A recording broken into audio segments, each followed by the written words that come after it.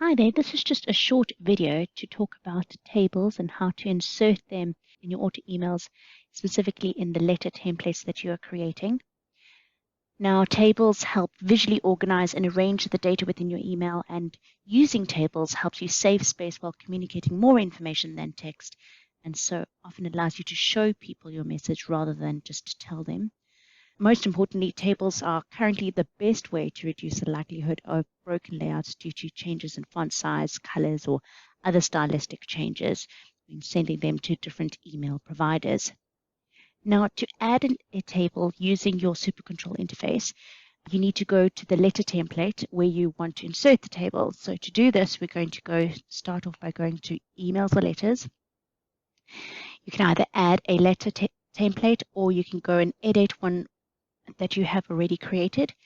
In this demonstration, I'm going to insert a table in an email template that I created earlier, and I happen to call it tables. So I'm just going to edit it here. Right, once you see your letter open, the way you're going to insert a table is by using the table icon that is found here within the toolbar menu. Now, when you select it, you'll see that you get the option of the number of rows and the number of columns that you want to insert. You do not need to know the exact number of rows and columns you need to insert. You can change this at a later stage. I tend to insert 2 columns, and this allows me with the possibility of inserting an image in the one column and next to that text that corresponds to it. So that's why I like doing a 3:2 ratio in terms of rows to columns. Now, you're also given a choice of the width that you want your column to be. Now, knowing which email provider and device is used by the majority of your guests would make this decision on the best width of your table a lot easier. The reason I say this is because with desktop users, we usually recommend that the maximum width is between 600 and 800 pixels for the framework of your email. But we've also been suggesting that designing your emails for mobile users in mind is very important. So the reason why is that these can easily be scaled down for smaller screens. So having mobile responsive emails, and the width that is suggested is 480 pixels. So in my case, I'm going to do it for a mobile responsive or an email that is going to be viewed on a mobile device. So I've chosen 480. You also have the option to select the alignment of your table. So you can do it left, center, or right. I'm going to say OK. And you'll see now that the table has been inserted. Now that it's inserted, you also have options on doing other things. So for example, if you select the right-hand click of your mouse, you have the option to change table properties. So for example, the border size, cell spacing, and padding.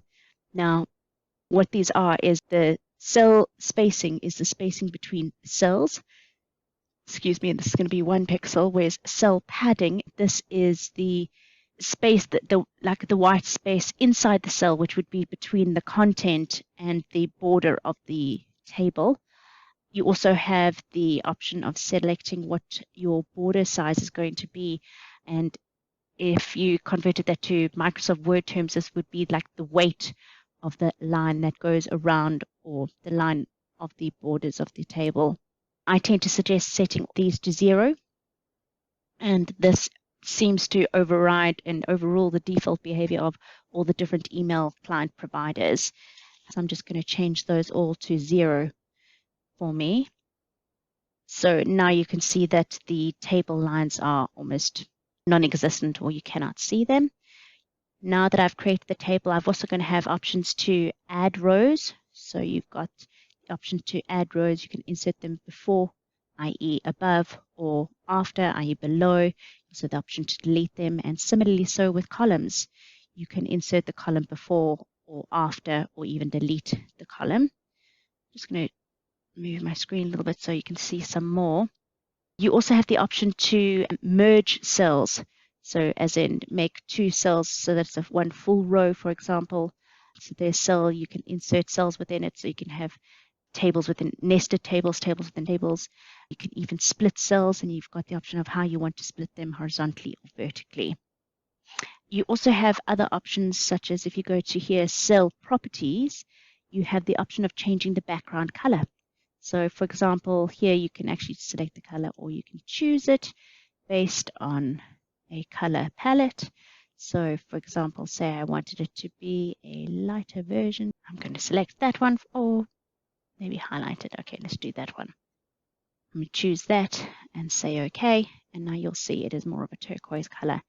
I can then insert, like you would outside of a table, you have the normal formatting options. So for example, you can change the text type that you have.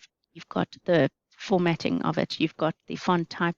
Now, often with the font type, we suggest you use those common fonts like Calibri, Times New Roman, and Arial, as these will all be supported by most platform providers. So you wouldn't have a font change or it not being available to view. You can obviously also change the color of the text.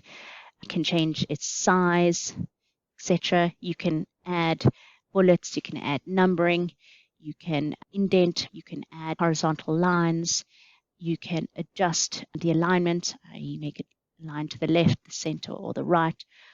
And then you can add tags. So you can populate the text with content specific to the booking that this letter template will be applied to as an email.